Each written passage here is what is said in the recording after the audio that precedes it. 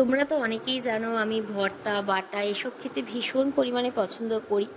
যার জন্য আজ সকাল সকাল বানিয়ে ফেললাম আবার এক দারুণ স্বাদের বিটের ভর্তা। বাড়িতে অনেকগুলো বিট আছে জানো তো, ভাবলাম কি করা যায় বিটগুলো দিয়ে। তাই চটপট তৈরি করে নিচ্ছি এই ভর্তা। খেতে কিন্তু দুর্দান্ত হয়েছিল জানো তো। আমি এখানে আমার আর দিদির জন্য বানাচ্ছি, যার জন্য ওই একটাই বিট নিয়ে নিয়েছি, যেটাকে ভালো করে ধুয়ে পরিষ্কার করে আমি কুড়িয়ে নিলাম।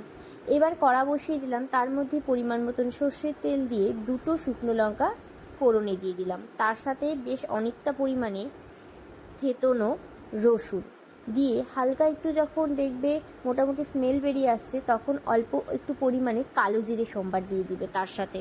ব্যাস, এবার সমস্ত উপকরণটা ভালো মতো নাড়াচাড়া করে সেই গ্রেট করে রাখা বিটটা দিয়ে দিতে হবে।